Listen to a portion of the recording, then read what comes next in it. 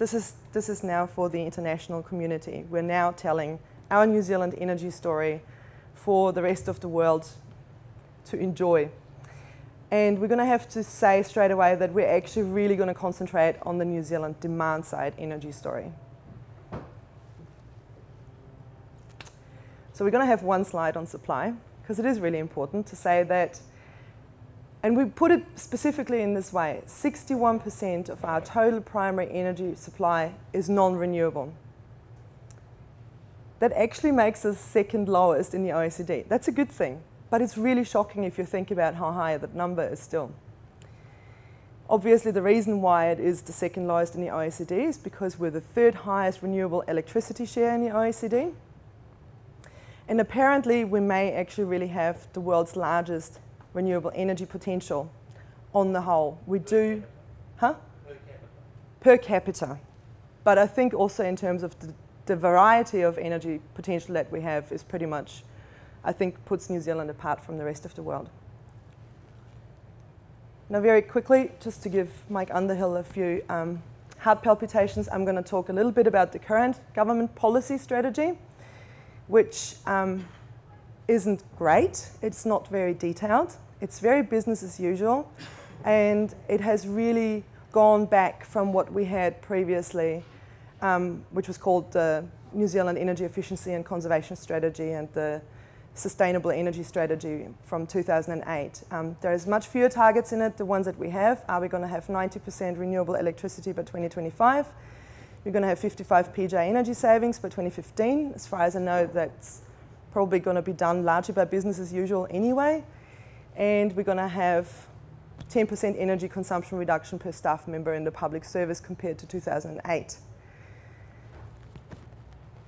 In terms of our domestic policies, well, we do have an emission trading scheme, but it seems to get gutted more and more every time it gets reviewed. So I'm not sure how successful it's going to be.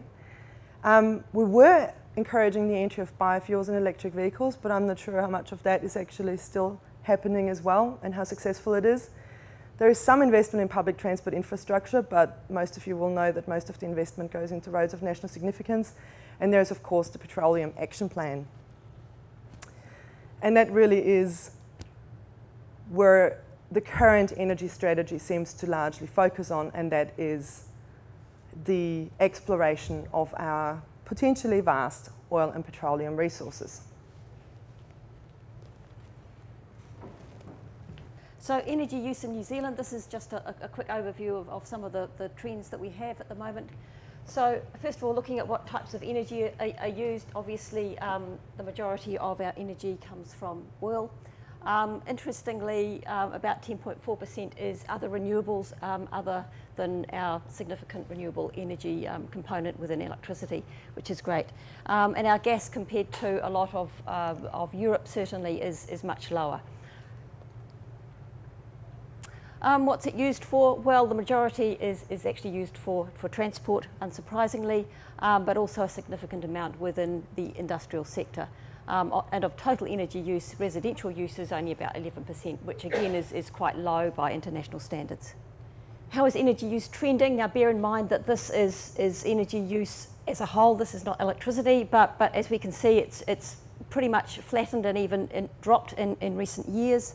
And here, a 0.5% increase only in demand over 2011. I don't know what the 2012 figures are. So rather than trending necessarily upwards all the time, we're seeing quite a significant flattening in recent years. There has been an improvement in energy intensity since 1990, but this improvement is well below the OECD average. C. All right, electricity use, a lot of you will recognize this. This is by far our largest electricity user in the country. This is the TY aluminium smelter. And it's got its own hydro dam fueling it, and I think it is close to 15% of our electricity use, Mike? Yeah. And right now we have the very interesting discussion that it could potentially shut down, which would of course mean that we suddenly have 15% extra capacity in the system, which is going to be interesting. So in terms of electricity consumption by sector, of course the residential sector is very high there, despite the fact that we're not very good at heating our houses. I think that's the main thing. But it's also very interesting that the electricity prices in the residential sector keep rising quite a lot. And if you look at the other sectors, commercial, industrial, and the national average, they are dropping or being pretty flat. But in the residential sector, they must certainly continue to rise. I'm not going to speculate why that is, but I think there's some people in the room who probably could. Molly. And again, what you can see is particularly in the residential sector, demand really has been flattening, and that started before the recession. So the prices keep rising, but demand has been flattening. Something quite interesting. What's also interesting is that it seems that our gentailers and suppliers have started to clue on to the fact that their business as usual projections of capacity that is needed is probably not as high as what they thought, and it even led to some of the planned hydro projects being canned.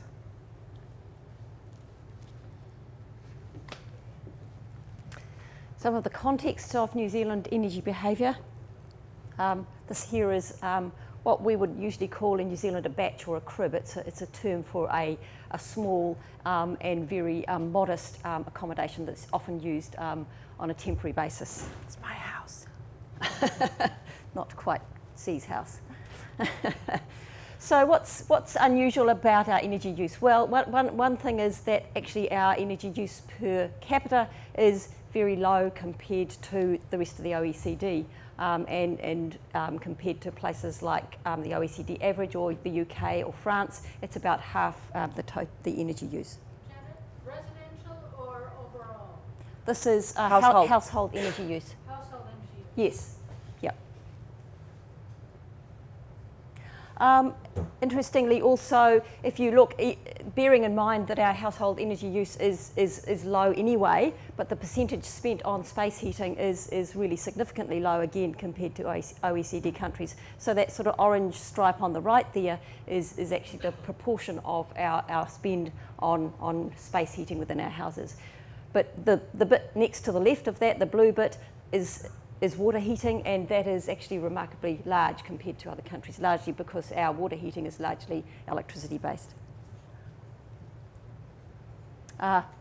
See? Oh, right, she's put this in here because there's a little story. One of our Otago researchers did some work looking at the temperature of living rooms of student flats, and found that some of them were colder than the inside of the fridge, so i.e. less than about 4 degrees in winter. And so this is just a reminder that, that all is not well with the fact that we use not very much energy and space heating in our homes. Within the transport area, we have, in comparison, high energy use per passenger kilometre, and we could speculate on a number of reasons why that might be. But when we look at our transport energy use as a percentage of our total spend on energy per household, we're right up at the top end of the OECD. All right, we do have some very good demand-side initiatives. Transpower has done a pilot with large users to do demand-side management response. I don't know details. We have somebody from Transpower here, but I think it's a really good. It's a really good effort. In terms of energy companies, we've got somebody from Genesis here as well, and we're obviously rolling out smart meters at a very large pace. They're unfortunately not the smartest of the smart meters, and they usually don't have feedback display coupled with them, which makes them less smart for the consumer, and the benefits for the customers are probably less clear, which is an international issue as well. We did have a government-led campaign called Power Search, which actually did lead to a quite big jump in consumers switching their power and actually getting a better bang for the buck. And that is something that we know from international work as well. People are incredibly, it's very difficult to get people to actually change their power supply, even if they could save significant amounts of money. But in New Zealand, it seems like we've actually managed to do that. There's of course ECO. We have a whole agency that is focusing on the demand, on energy efficiency and conservation, and they're looking at business, transport, residential, and that's pretty much it, isn't it? Products. So there's the Eco Awards, which some of you would have won in the past. There's of course the energy rating schemes and Energy Star, which is working with our Australian partners and really fitting in with international best practice. And from what I remember having worked at ECA, this is actually by far the most successful program when it comes to petajoule savings, and it just makes sense. This is something that really just seems to make sense. Down there, of course, is Warm Up New Zealand. Heat Smart, very successful program. It has now insulated close to 200,000 homes, I think. Over 200,000 homes, which is almost a quarter of the houses in New Zealand that have no or inadequate insulation. But I think there was 900,000 out of 1.4 million, which is quite shocking. And you know, we're sort of a quarter of the way there, and hopefully, let's hope that there's going to be some more funding to continue this great work. And then, of course, there is the minimum energy performance standards on appliances. There's also some really great stuff happening in our councils and communities, and we've got some people from the council here. There is the Community Energy Network, which we have somebody here as well. There is a Sustainability Trust, which is doing lots of great work with the community, like curtain banks and the Warm and Fuzzies looking after the most energy poor people. The various councils are having all sorts of really good work in the transport area. I know A2B, Claire Pascoe's here from Greater Wellington, which really helped mode switching to active transport in Wellington. Auckland is doing some good stuff on carpooling. And I would actually say, like in most places, what comes from local government and the community sector is probably actually the most important, because it works directly with the people. And of course, the ratepayer scheme for Warm Up New Zealand is a really important one there as well. It's a very good scheme. Okay, so some of the issues that we're putting on the table, but I'm sure you have many more. This is just really a bit of a warm-up on issues. This one here, C will be talking about, but it's really the response that there was to the proposal to bring in a requirement for, or some degree of, there was a reinterpretation, I think, of some suggestion that light bulbs and low-flow shower heads should be brought into the country and be more widely adopted by homes. But C will talk through that rather interesting story at a later presentation. The cold houses, as I mentioned before, is a serious issue, and it brings about this kind of norm that we do live in places where we have to wrap up warm and clutch our hotties. And what it's also done is meant that we've actually turned woolen underwear into a sex symbol in New Zealand, which I think is a real amazing innovation. We've got a major issue with transport inefficiency, and particularly around the greenhouse gas emissions from our transport sector.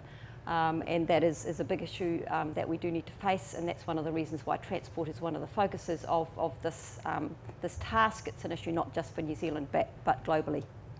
This was a late edition, and C popped it in at 4 o'clock in the morning, and there was intended to be a graph underneath that which was showing the relative spend of the New Zealand Transport Agency on roads as opposed to demand side initiatives, and it was really just showing the very, very different level of spend. So only about 10% is spent on public transport, and a mere fraction on walking and cycling, and the majority of it is actually spent on roads. And the point of this was just to say that at a high-level policy level, that consistent focus on business as usual is obvious throughout all of these documents, which are the high-level policy documents on transport and energy.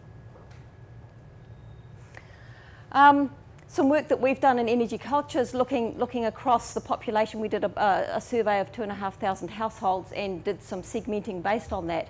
And I'm just going to talk briefly about a couple of those, and one of these is around 25% of households in what we call the energy economical group. This is people who are actually struggling to keep themselves warm enough, people who are spending actually very low amounts of money per household on energy, but that's a relatively high proportion of their income because their household income is at the lowest end of these 4 clusters. And so they're facing a whole number of issues around poor quality housing, poor insulation, inefficient heating devices. This is where we see the majority of the unflued gas heaters, which create very poor indoor conditions. Energy poverty, most of the energy poverty population is within here, and health issues based on that. There was recently a poll on New Zealanders' financial concerns, and if you remember that graph early on, where we had the residential electricity price continuing to rise, where electricity prices in other sectors was remaining relatively stable. Well, this is showing in this poll of New Zealanders' financial concerns, where 51% were saying that electricity prices are actually their major concern. Just going back to the energy cultures research, another sector that we identified, or segment of the population, was what we call the energy extravagant group. And we're going to focus a bit more on these in the afternoon, but this is the group where this is the wealthiest sector, but it's also the sector who have the highest energy bills and are the people who have the least efficient ways of using energy. And so some of the issues are the fact that many of them have large houses, they have many appliances, they use energy in a profligate way, little attention to efficiency and conservation, but the conundrum is they can afford to change. A lot of them want to change, but they are not changing. And so the question is, how do we make that happen? There are also, in terms of the demand side, some significant grid management issues coming up relating to the increasing renewable and distributed generation that is anticipated in the future, the uptake of things like household photovoltaic cells, the potential uptake of electric vehicles, the rollout of smart meters, the opportunities for home energy management systems, and the possibility to use demand side management within households to try and smooth the peaks of the electricity load and thereby have a much more effective grid. Alan Miller, who's in this room, is leading a project actually looking at this, and the Energy Cultures team members are, sorry, I should say Alan is from the Epicentre at Canterbury University. They're leading this project, but we're assisting with it, looking at this very issue at the moment. In policy generally, we can see that there's a very low visibility of demand side in the high level priorities of this government at the moment, and a lack of very specific and targeted action on some key areas to do with demand side management. I must, yeah, from our perspective, ECA has a low profile and poor funding, and we would love to see them actually get a lot more profile and linkage to the supply side if at all possible. So C. So this is now the big question, and I'm going to open this up to you guys very soon, because I know some of you are itching to contribute to this story. Where would we like to be? I know, and this is from talking to Mike, and I know that this is currently where this government is. In 2007, we said we were going to be the first carbon neutral country in the world. I think you can say that we have gone away from this very, very high-level target and very ambitious target. And I think now it's more about being fast followers and adopters of best practice, which is why a task like this is important, because we are bringing back some of the best practice from overseas.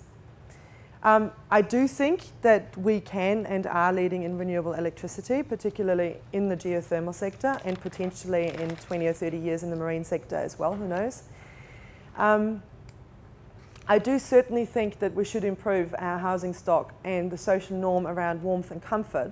I think it would be really good. One of the things that's really interesting about this energy extravagant group, and I remember some research that we did at ECA a few years ago, where we actually looked at new builds, and like quite large new builds and by quite rich people, and the insulation was often not even the minimum standard. So even people who can totally afford it and who build McMansions do not actually put even minimum levels of insulation into them, let alone double glazing and things like that. And that really differentiates us from the rest of the world. So I'd very much like to see us to actually go, wow, 16 degrees is kind of what, you know, we should be quite happy with. 18 would be awesome. But then we shouldn't go too far, like other countries that can afford it. Norway has the largest residential electricity consumption in the world, because they actually have a norm to be around 26 degrees inside when it's 25 degrees minus outside. And that is obviously not very sustainable either, even though they're 100% renewable electricity. I don't think there's a question mark that we would like to see less fuel poverty in this country, which is a big issue in New Zealand. And I also think that, you know, energy security is a very important issue for any country. And something that I think a lot of the people in this room are working on very actively, and that I think is really important, is that we get actually more involvement from our citizens and make it a kind of citizen thing, not a consumer thing, but a citizen thing to not waste energy, and that is a social norm. And to actually make that happen, I think we need to make energy use and consumption more visible, because most people don't actually think about it very much, despite the fact that there are a lot of financial constraints, as we heard. And now the question is, where do you think we should be? And what would you like to add to the story?